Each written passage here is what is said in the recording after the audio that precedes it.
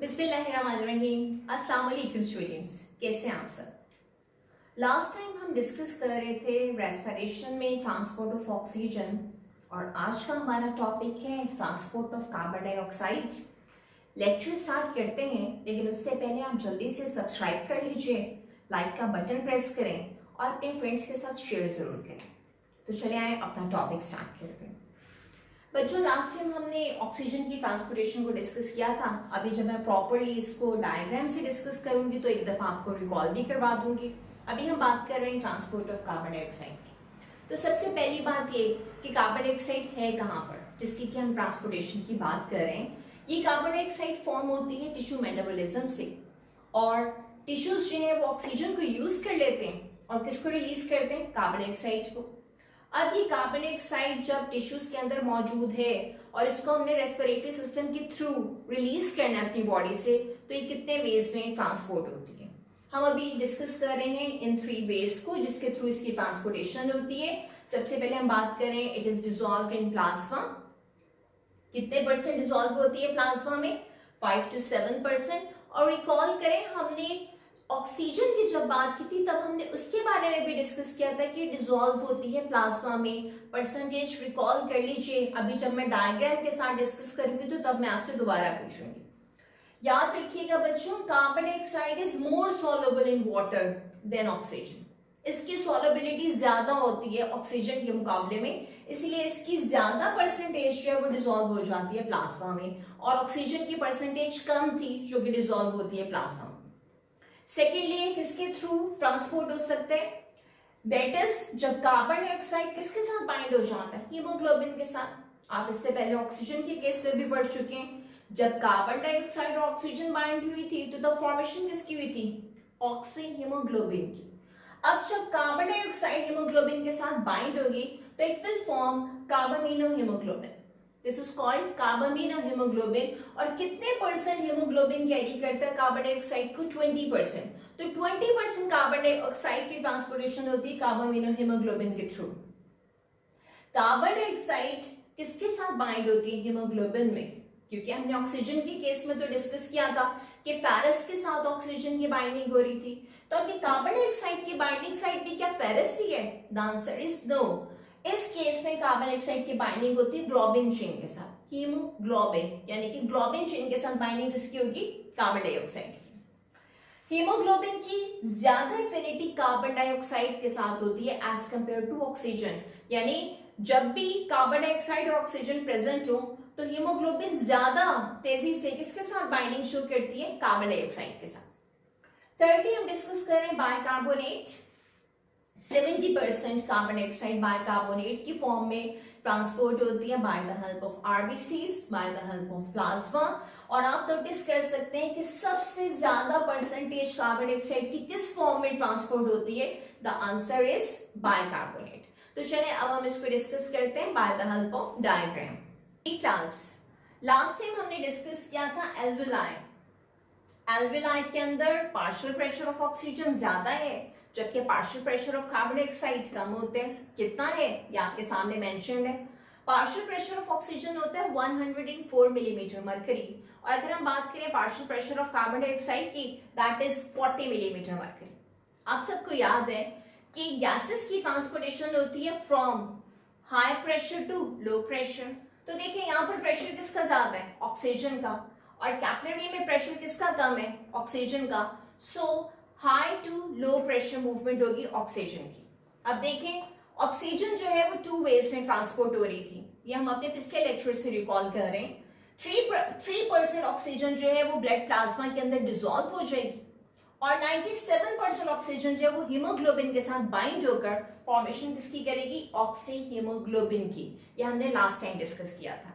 जब यही blood cell move करता है टुवर्ड्स टिश्यू, तो यहां पर देखिए टिश्यूज के अंदर प्रेशर सिचुएशन क्या है गैसेस की। Partial pressure of oxygen less है as compare to the partial pressure of carbon dioxide. आपके सामने मेंशन्ड है partial pressure of oxygen tissues के अंदर होगा 40 मिलीमीटर मरकरी, जबकि कार्बन डाइऑक्साइड का पार्शियल प्रेशर होगा 46 मिलीमीटर मरकरी। आप सबको आइडिया है कि हमेशा गैसेस की मूवमेंट होती है from high pressure to low pressure. तो अब देखें ऑक्सी हीमोग्लोबिन की फॉर्मेशन कहां पे हुई थी? एल्वेलाई वाले केस में।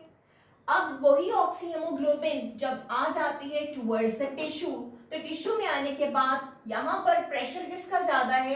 कार्बन डाइऑक्साइड का, और लो प्रेशर यहाँ पे किसका है? ऑक्सीजन का। नोटिस किया आपने, कार्बन डाइऑक्साइड का प्रेशर ज्यादा है और ऑक्सीजन का कम है, तो हीमोग्लोबिन की एफिनिटी तो वैसे ही किसके लिए ज्यादा थी? कार्बन डाइऑक्साइड की। इसने इसको राइट तो प्रोवाइड की थी ऑक्सीजन को, लेकिन जैसे ही ये देखते हैं कि पार्शियल प्रेशर कार्बन डाइऑक्साइड का ज्यादा है, तो ये अपनी फ्रेंडशिप जो है वो ऑक्सीजन के साथ खत्म कर देता है और फौरन जिसको कैरी करने के लिए तैयार हो जाता है? कार्बन डाइऑक्साइड को। ये यूं समझ लीजिए कि हीमोग्लोबिन थोड़ा सा सेल्फिश है, जिसकी कंसेंट्रेशन ज्यादा होती है उसके साथ जाके बाइंड हो जाता है। जब हम लंग्स की बात करते हैं, एल्वेलाई की बात करते हैं, तो वहां पर ऑक्सीजन की कंसेंट्रेशन ज्यादा होती है, तो ये जाकर बाइंड कर लेते हैं ऑक्सीजन के साथ। जब हम टिश्यूज की बात करते हैं, तो यहाँ पे कंसेंट्रेशन या प्रेशर किसका ज्यादा होता है? कार्बन डाइऑक्साइड का, तो ये जाके बाइंड हो जाता है कार्बन डाइऑक्साइड के साथ। तो इसका मतलब एक मतलब ही दोस्त है, जहां पे इसको लगता है कि जिसका पलड़ा ज्यादा है उसके साथ जाके बाइंड हो जाता है। तो अब देखें इस केस में भी क्या होगा कि ऑक्सी हीमोग्लोबिन यानी हीमोग्लोबिन ऑक्सीजन को कैरी करके तो आ गया, लेकिन जैसे ही यहाँ पर देखा इसने कि कार्बन डाइऑक्साइड की परसेंटेज ज्यादा है या उसका प्रेशर ज्यादा है, तो ये फौरन ऑक्सीजन को यहाँ से क्या कर देगा? लिबरेट कर देगा। ऑक्सीजन यहाँ से रिलीज होकर कहां पे चली जाएगी? इनसाइड द टिश्यूज, और टिश्यूज का जो कार्बन डाइऑक्साइड है वो आके बाइंड हो जाएगा किसके साथ? यहाँ पर मौजूद हीमोग्लोबिन के साथ।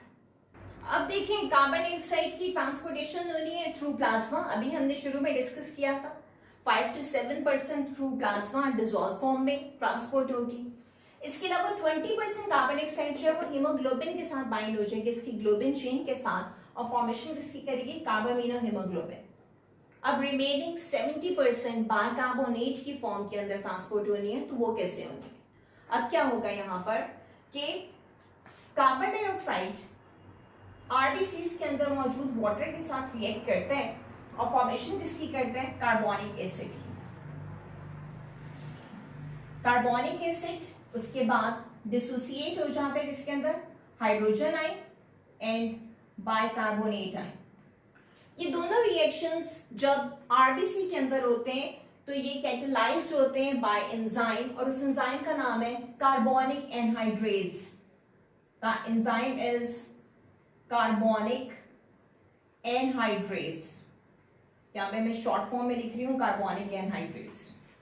सेम रिएक्शन जो है वो प्लाज्मा में भी होते हैं, क्योंकि प्लाज्मा में भी वाटर प्रेजेंट है, तो same reaction is conducted there.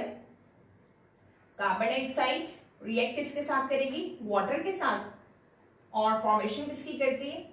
Carbonic acid. और ये कार्बोनिक एसिड फिर डिसोसिएट किसमें हो रहा है? हाइड्रोजन आयन, और इसके अलावा किसमें? बाइकार्बोनेट के अंदर। ठीक है, अब देखिए क्या होगा कि यहाँ पे भी बाइकार्बोनेट की फॉर्मेशन हो रही है, यहाँ पे भी बाइकार्बोनेट की फॉर्मेशन हो रही है। डिफरेंस क्या है?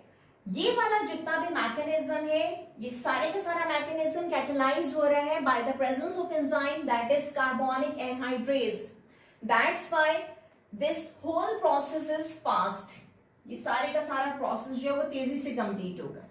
यहाँ पे क्योंकि एंजाइम नहीं है, प्लाज्मा के अंदर कार्बोनिक एनहाइड्रेज प्रेजेंट नहीं होता, that's why this mechanism is slow here. यहाँ पे स्लो होगा। क्लास फिर से सुन लीजिए। कार्बन डाइऑक्साइड की ट्रांसपोर्टेशन हो रही है थ्रू प्लाज्मा, कितने percent? 5 to 7% through plasma. Carbon dioxide की ट्रांसपोर्टेशन हो रही है binding with the haemoglobin, formation किसकी हो रही है? कार्बामिनो हीमोग्लोबिन के साथ या इस फॉर्म में, कितने percent? That will be 20%। Carbon dioxide की ट्रांसपोर्टेशन होगी in the form of bicarbonate. जब कार्बन डाइऑक्साइड किसके साथ रिएक्ट करता है? वाटर के साथ, in the presence of carbonic anhydrase. Fastest enzyme है जो कि 1 मिनट के अंदर मिलियंस ऑफ बाइकार्बोनेट की फॉर्मेशन कर सकता है। और देखिए उसके बाद फॉर्मेशन हमारे पास किसकी होती है? हाइड्रोजन आयन और बाइकार्बोनेट आयन की, और इसके थ्रू ट्रांसपोर्टेशन कितने परसेंट होती है? 70%। और अभी मैंने आपको बताया कि यही सेम प्रोसेस कहां पर हो रहा है? In the blood plasma. लेकिन यहाँ पर ये प्रोसेस स्लो होगा, और उसकी रीजन भी बता दें कि क्यों स्लो होगा। Because of the absence of this enzyme which is known as the carbonic anhydrase. तो यहां तक तो समझ आ गया होगा आपको। अब बात ये हो रही है कि यहाँ पर तो बाइकार्बोनेट बहुत तेजी से फॉर्म होते चले जा रहे हैं इनसाइड द आरबीसीज, और यहाँ पे बाइकार्बोनेट की फॉर्मेशन तो हो रही है but this is a slow process. तो एक कंसेंट्रेशन ग्रेडियंट प्रोड्यूस हो जाएगा। कहाँ पर हाई कंसेंट्रेशन होगी? Here will be the high concentration of bicarbonate और here will be the low concentration of bicarbonate. तो आप सबको आइडिया तो है ना कि मूवमेंट होगी इन आयंस की from high to low concentration. तो अब देखिए बाइकार्बोनेट आयन जो है वो आरबीसी से निकलकर कहां पर आ जाएगा? Inside the plasma. ये देखिए यहाँ पर मूवमेंट होगी किसकी? बाइकार्बोनेट आयन की। अब बाइकार्बोनेट आयन बाहर तो आ रहे हैं लेकिन इनके बाहर निकलने की वजह से प्रॉब्लम क्या हो सकती है? आयनिक बैलेंस डिस्टर्ब हो सकता है। उस आयनिक बैलेंस को मेंटेन करने के लिए क्या होगा कि प्लाज्मा से क्लोराइड आयन कहां पे शिफ्ट होगा? इनसाइड शिफ्ट होगा ताकि आयनिक बैलेंस को मेंटेन किया जा सके। हम इस ट्रांसफर के लिए क्लोराइड आयन और बाइकार्बोनेट आयन की ये जो म्यूचुअल ट्रांसफर हो रही है हम इसके लिए टर्म यूज करते हैं chloride shift. This is known as chloride shift. तो होपफुली ये वाला मैकेनिज्म आपको समझ में आ गया होगा। फिर से सुन लीजिए, बाइकार्बोनेट की कंसेंट्रेशन कहां पर ज्यादा है? Inside the RBCs. कहां पर बाइकार्बोनेट की कंसेंट्रेशन कम है? In the plasma. तो मूवमेंट होगी from high concentration to low concentration. जब बाइकार्बोनेट आयन आरबीसी से बाहर आना शुरू हुए तो आयनिक बैलेंस डिस्टर्ब हो जाएगा, नेगेटिव चार्ज अंदर की तरफ कम हो जाएंगे। उनको मेंटेन करने के लिए प्लाज्मा जो है वो क्लोराइड आयन को कहां पे शिफ्ट कर देता है? Inside the RBCs. और हम इस शिफ्टिंग के लिए टर्म क्या यूज करते हैं? Chloride shift. Is it clear to all of you?